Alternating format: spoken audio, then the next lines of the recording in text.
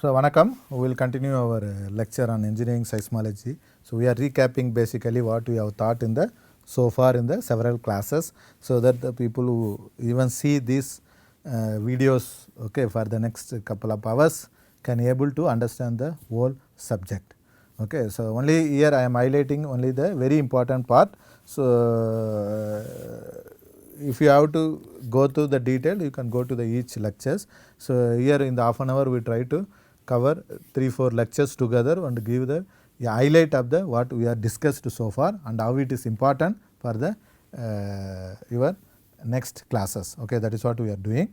So, last class we discussed about the earthquake mechanism, plate tectonic, and then the earthquake also occurring, continental drift theory, all those things. So, today class, so when they started understood that the earthquakes are happening due to the the plate tectonic kind of things, then people try to understand the earthquake source, okay, and then classify the earthquake depends upon the where it occurs, and classify the earthquake where it occurs, the source mechanism, okay, are the fault kind of things.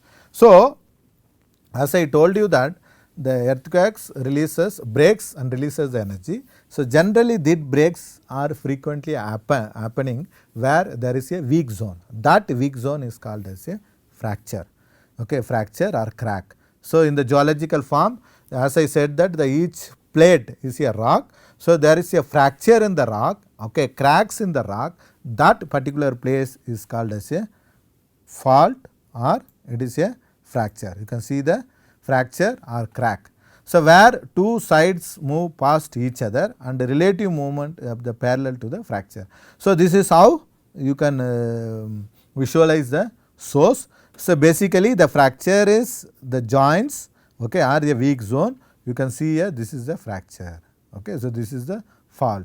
So, sometime this fault come up to the surface and causes a surface evidence. So, that is what you have seen in the San Francisco. There is a two fault visible, there is a crack, physical cracks are visible. Sometime this may not be appearing in the surface due to the formation of the soil and weathering, and sometime it may not even reach. Those kind of fault is called as the blind fault. Okay. So, the fault consists of the both side. I said the weak zone, it has a two side. So, one side is called as a hanging wall, the other side called as a footwall. Okay. So, that means the fractured zone, two side you will have, one side will be the hanging wall, another side is the. So, the plane, okay, the line, fault line is called as a fault plane. So, the fault plane makes angle with the horizontal plane is called as a dip, you can see. So, this is the dip. Okay. If there is a fault is vertical, perfectly vertical, you should have 90-degree dip. Okay. The fault plane makes angle with the north direction is called as a strike. Okay. So, this is the strike. So, the fault plane makes angle with the north direction is called as a strike. If the fault is oriented towards north direction, you will have the 0-degree strike. So, that is what written here. So, these are all the way you can define your fault dimensions.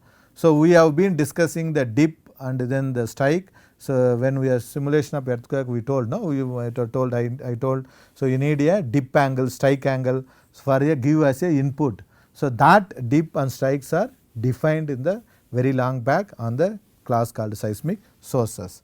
So, depends upon the how the hanging wall and footwall moves each other, what kind of force involved, the fault can be categorized here different types. Okay, this is called as a type of fault. Okay, so, this can be broadly into 3 group and then you can make it to 3 into 3, 9 category. So, how the broadly 3 group? So, let us see how we are making. One is the normal fault. So, normal fault means basically the hanging wall moves down. Okay, the hanging wall moves down. You can see here the hanging wall moves down.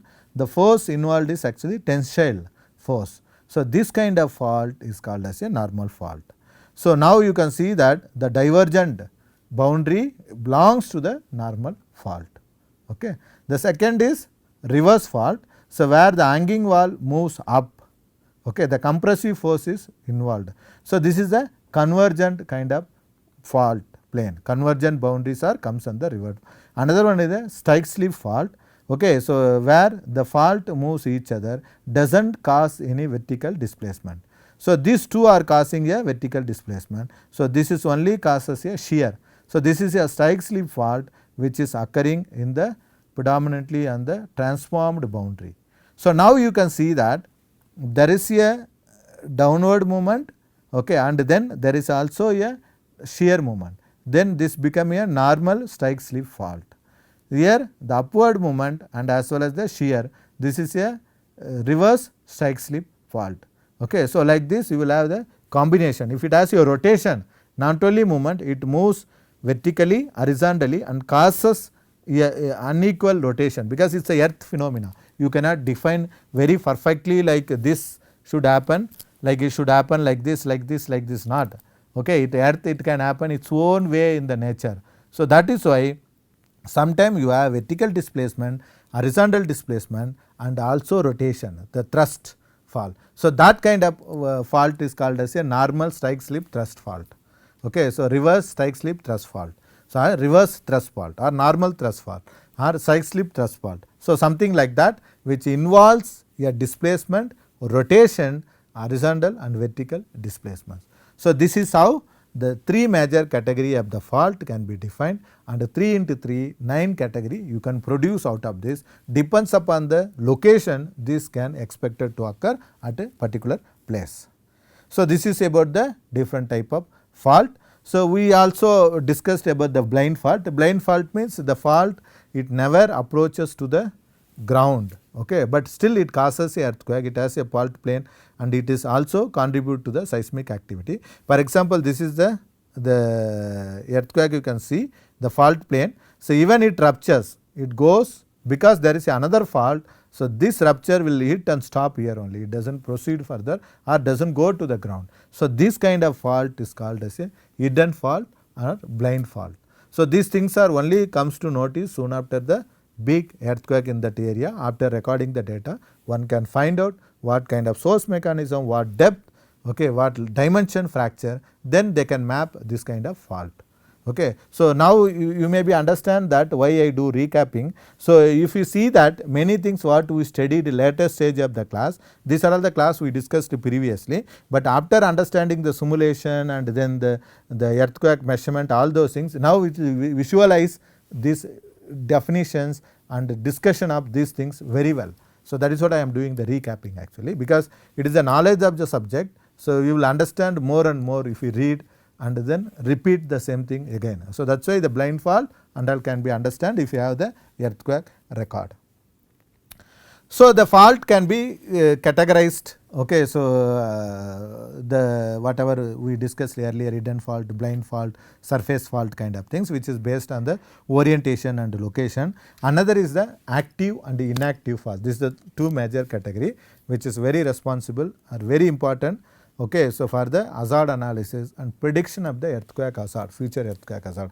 So if you have to predict future earthquake hazard at particular location, you should need to know what are the faults are active, what are the faults are inactive. Why? Because as I told that the fault is a fracture and a weak zone. This fracture weak zone might have been caused by the several million years. As we have seen that these fractures are keep changing its position, location, everything with respect to the geological age. So the activity is a very important to assess for the future hazard at a particular location. So the inactive fault, the geologist or seismologist given some kind of guideline to define inactive fault. So the last displacement to occur at along a typical fault may have taken place before 10,000 years or before 2 million years. So those kind of location or fault can be defined as a inactive fault. So this what you can do, you can take a samples from the particular place, carbon date it, okay, different material available in the carbon date. All the material in the particular weak zone shows that it is very old.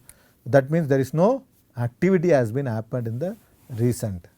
Okay. So those kind of plane or fault you can define as a inactive fault. You can ignore those things for the seismic hazard analysis. Okay. The next is the local disruptive forces on the earth near may have subsided long ago. So there is no movement of the plate in that area, there is no land mass movement. So, how do you know the plate movement? I hope I have told you this. So, there is a global positioning system, very high precise global positioning system, which has been anchored in the crystal rock. Crystal rock means the crust projected to the ground, okay, that ground they anchor it. So, these are all the places in all the continent it is available. So, in particularly if you look at the India where the crust rock formation you can find, Bangalore the crust rock you can see is the Lal Bagh. So, whenever you go to next time Lal Bagh, you can see the Lal Bagh rock, no, that rock is actually the crust rock. Okay. So, that movement of that rock actually implies that a plate movement below the several kilometer, because that rocks comes and projected in that place. Not only there, within IISc also we have the crust rock. If you had a chance to go to IISc, so there is a main guest house. After the main guest house there is a swimming pool. In between there is a outcrop. That outcrop basically is a crust. So, the crust formation come to the surface due to the weathering, it become a hard granitic rock. That kind of rock people will identify and position a high precision global positioning system. Then if you monitor that system with reference to some point, then you can know that it is moving or not. If there is no such kind of movements is taking place in that plate, that is called as a basically subside long ago, there is no movement, that is basically inactive plate or inactive fault or inactive source. Those kind of weak joints are the inactive source. Okay. And apart from that, you can also taking a water, okay, the chemical process involving water movement may have cemented rupture, particularly shallow. So, sometime what happened due to this weathering and all, even there is a fracture. So, this slow down or subside, okay, the movement of the fault, okay, will the water act with the materials in the rock or soil, it become a the chemically composite due to the weathering process, and this chemical may be filled this kind of weak zones and which become a solidified. Okay. That kind of things also is a evidence for the inactiveness in the particular area. So, this is how you can take inactive fault. So, then how do you define an active fault? So, active fault you can define the crust displacement can expected to occur. So, the crust displacement means there is a movement in the GPS, high precision GPS position showing that the crust is moving. So, that kind of place you can take it as a active fault. Second, many of these faults are rather well defined tectonically active regions of the earth as a mid-oceanic ridge and along the mountain range. So, you can see that we are telling that the Himalaya is growing every year so many centimeter, okay, 2 centimeter, 4 centimeter, whatever the number. So, which indicates that how it grows, there is a movement occurring in the plates. Okay, that indicates that these regions are active and the source in that region like fault in that regions are active fault. Okay. Similarly, the oceanic ridge where the volcanoes are occurring, which indicates that there is a movement is occurring on the plate. So, however, the sudden fault displacement can also occur away from the region, clearly present a tectonic activity. So, even if you place a seismic instrument for some period of time, so there is a minor earthquakes occurring in those regions will indicate that there is a seismic activity. Okay. Or you can take a carbon dating of the material and also define period or movement occurs in that region using the carbon dating, that kind of things also will be useful. So, people try to understand its activity and fault movement by doing a very detailed studies. Okay. Those kind of studies are called as a monitoring instrumentation deployment of the seismic source. So, this is actually a San Francisco where San Andreas fault. So, people drilled borehole up to 2-3 kilometer and instrumented that and tried to monitor how the stresses in the sensors are recorded, how the displacements are recording, so that you can able to predict a earthquake accurately. So, this kind of research, but this needs lot of enormous funding. Okay. I do not know the country like us, we are offered to do this kind of drilling and all, but still this kind of project also taken up in India. Recently Koina they try to understand the seismic source by drilling a hole and say putting the sensor, collecting the core, okay, in the Koina earthquake region. Okay. So, this is the similar kind of study what they have also done in the San Francisco. This shows like the drilling and then occurrence of the different earthquake and then the sensors are monitoring and then try to see that how accurately we can forecast a earthquake based on this data. But as on now, it is not very success, even though they spend several crores of rupees, like 500 crore, 1000 crore or 5000 crore, I don't know exactly what amount they have spent. But those amount, after pumping so much amount also, there is nothing like they could able to say that because we measured this many data, the earthquake going to come this time. Nothing like that. There is no scientific development happen on earthquake prediction. Okay. So only they have studied what happens. This is a typical study. So where you can see they drilled a hole and then fixed a lot of sensor and try to monitor the stress strain induced in this region due to and earthquakes and recordings, all those things are taking into places. So this is what about the seismic source and the classification and activity, like inactive and activity. So the another one is, so as we even though call it as a earthquake, so as you are seeing that the earthquake occurring at different places will have different form of seismic wave and different strength of energy release, different way of the wave propagation is happening. So the understanding of earthquake, okay, the vibration, okay, so is a very important. So generally the earthquake is called as a vibration created in the earth. Okay, so depends upon the vibration, the source, the earthquake can be defined as a different type.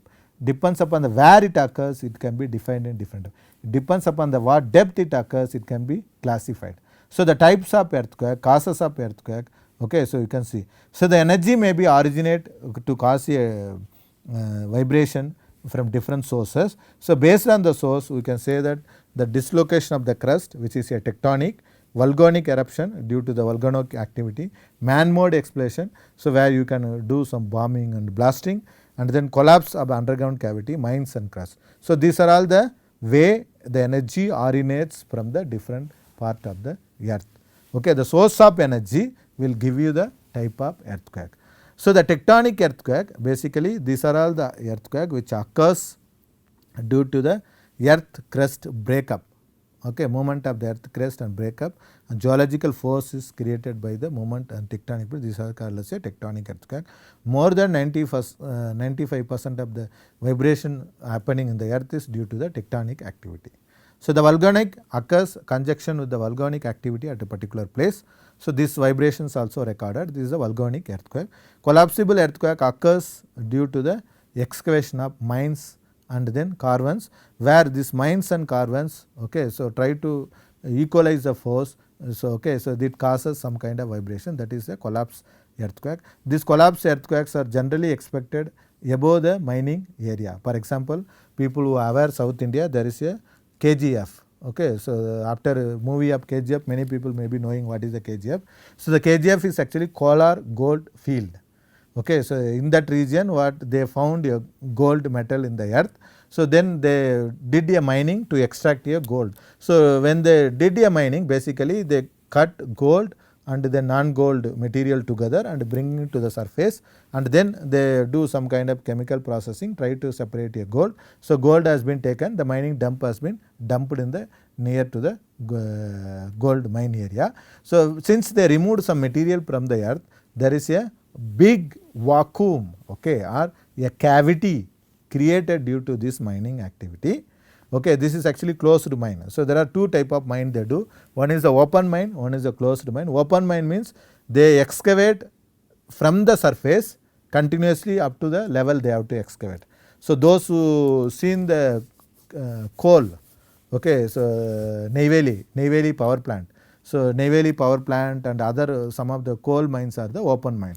People starting excavation from the surface and they remove the material, unwanted material, dump it on one place, and then wherever they found useful material like iron ore, coal ore. Okay, so iron ore is another open mine you can see in the Bellary region. So then that material they will extract. Those kind of mines are called as a open mine. So open mine generally destroy the forest and also change the landscape, and it also causes a landslide and other things and all. So in some extent it may also cause a tectonic imbalance in the region if the open mines are done for the very deep level of overburden has been removed. Okay, so for example, if they remove 500 meter overburden soil at particular place, nearby there is again against a 500 meter, then there is a imbalance between the overburden which causes a tectonical imbalance. So those are all the one type of mine. The another one is a closed mine. Closed mine means they make a hole. Okay, then they send a man and tunneling. Okay, like rat holes. They make a tunnel. In the tunnel, they go and excavate wherever they find a useful material. That kind of mining is as a closed mine. The KGF mine is a closed mine where they have the tunnel entry point. The tunnel goes and goes to the several places. So those people who have seen the what is that movie called actually? This is a very classical movie. Many of the kids will like. So where they say that if you can go inside the earth and there is a one more world below the earth's surface. I am not getting that this one movie exactly. So where they show that mines, closed mines, how it is having a big space below the ground. So ground it may looks plain, you may not see anything, but once you enter to the mine tunnel, you can see a big area, okay, where people will be working or it will be empty and connected by a track. Okay, so kind of things. So the interior of the earth, okay, that movie I think interior of the earth. So that movie you can see that they show the closed mine inside how it is and all. So this KGF is actually closed mine where there is a big cavity below the ground. But ground people are still living by construction of the house and drilling up holes, lot of things, but there is a big cavity. So because of the removal of the material, the imbalance forces causes, that causes a earthquake, that is called as a collapsible earthquake. So which happens due to the small earthquakes in the underground caverns and mines that caused by a seismic wave produced explosion of the rocks on the surface and other activities kind of thing. So this collapsible earthquakes are very famous in KGF. People who are living in the KGF area, okay, so you can ask them, so they feel this kind of vibration very frequently. It will not cause any damage to house, but still the house will vibrate, vessels will fall, people will feel that vibration. So the another one is the explosion earthquake. Explosion is the man-made earthquake kind of things, like people will do terrorist activity or do explosion for the mining or some kind of this kind of the earthquakes are called as a explosion earthquake.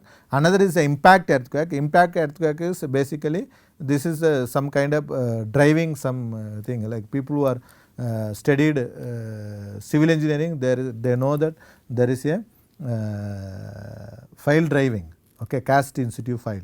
So driving, they impact that file in the ground by hammering, that creates a impact vibration. That kind of earthquake is called as a impact earthquake. But you can note that all these four type of earthquakes only 5% in the world. Only tectonic earthquakes are the 95% of the world. Okay. So apart from this, there is also a reservoir triggered earthquake. So this happens in the reservoir area where due to the construction of the dam, huge amount of the water has been stored at a particular place, which causes again the imbalance force at below that location. If there is a chance there is a weak zone, fracture, fault is exist in those area, because of filling up the reservoir and emptying up the reservoir, you will create a imbalance force that causes a seismic activity in that region, that is called as a reservoir triggered earthquake. So the Koina actually, where there is a weak zone, the dam has been constructed close to that. Whenever they fill a dam, there is a earthquakes are reporting. This is actually the number of earthquake, and then due to the filling lever of the reservoir, you can see the graph which is very clearly explains the filling, the consequently causes a number of seismic events, you can see. So there was a one bigger event, so which is sometime happens the large imbalance of the force, which is reservoir triggered earthquake, that is called as a Koina earthquake. Many people died due to that earthquake, okay, in southern India. Okay, after that only this reservoir triggered earthquake concept has been developed. People try to understand before building the dam or existing dam how the reservoir triggering is happening at particular location, as the dam is safe for its own earthquake or people around is safe or not, they try to understand. So this is a reservoir. Then the type of earthquake based on the depth. Okay. So that depends upon the depth where it occurs. It can be divided as a three categories: shallow focus, intermediate focus and deep focus. Shallow is earthquake occurring less than 70 km. Deep is earthquake occurring more than 300 km. So in between 70 to 300 is intermediate focus. About 90% of the earthquake in the world is actually occurring less than 100 km. Okay, so the shallow focus energy will reach very surface very fast when compared to deep focus earthquake. So the another earthquake is depends upon the where the earthquakes is occurring. So interplate, intraplate and midplate. So what is the interplate, intraplate? If you take the Indian plate hitting with the Eurasian plate, so there is a joints in between this plate boundaries. So wherever the earthquakes are occurring in between joint of the plate, that is called as a interplate earthquake. Okay, the interplate earthquake basically due to the plate joints, so the movement and then subduction whatever is taking place, diversion whatever taking place, that is responsible for the So there are some earthquakes which you can quote for the interplate earthquake: Kashmir earthquake, Assam earthquake, okay, Chomali earthquake, Bihar Nepal earthquake, Uttarakhand earthquakes are the example for the this kind of interplate earthquake. So the earthquakes occurring, okay, so interior of the tectonic plate away from the interplate region, that kind of earthquakes are called as a intraplate earthquake. So this generally occurs in the away from the plate boundary. So these earthquakes also very violent and vibrant, but the magnitude of interplate will be you can expect up to starting from 9.7, 10, 8, those kind of higher magnitude. The intraplate earthquakes are moderate in size or mega earthquake up to 7, 8. The highest magnitude was reported close to 7.5 or 6, something like that. So up to 8 magnitude you can expect, but this also causes a huge amount of the damage. So many intraplate earthquake can be quoted for India, because in the recent about 40-50 decade, we are 4-5 decade, not 45, 40-50 years or 4-5 decade. So we actually had several intraplate earthquakes like the Bhuj earthquake, okay, so then the Jabalpur earthquake, Kilari earthquake, Koina earthquake. These are all happened in the intraplate region of the Indian plate. So this earthquake actually alerted the international community that even a intraplate can release a earthquake and kill several people. Okay, so then the mid plate is the earthquake which occurring middle of the plate, which is like 1000 km away from the plate boundaries. So the intraplate earthquake is actually after few kilometer away from the plate boundary. Okay, this is 1000 km away from, this is called as a mid plate earthquakes. So we have to depends upon the where the earthquake occurring, you can see that the change in the size, change in the wave propagation, change in the energy content. Okay, so after 10 km of the plate boundary, whatever earthquakes are occurring is called as intraplate earthquake. So after 1000 km of the plate boundary, whatever earthquake is called as a mid plate earthquake. So within 10 km, whatever earthquakes are occurring in the plate boundary is called as a interplate earthquake. So this is how you can see the classification of the earthquake. So this will help you basically to identify what type of region you live, what type of earthquake you can expect in that region, like tectonic earthquake, shallow focus earthquake, interplate or intraplate earthquake. As you are seeing that the wave propagation of these earthquakes are completely different. Okay, so understanding of this will help you to predict hazard due to this kind of earthquakes. Okay, so with this we finish a recap class 3, where we discussed a fault type, source type and the earthquake type, and try to understand, classify the earthquake depends upon the depth and the location and then the size kind of things. Okay, so that is why we are done. So thank you very much for watching this video. So we will meet you in the next class. Okay, thank you.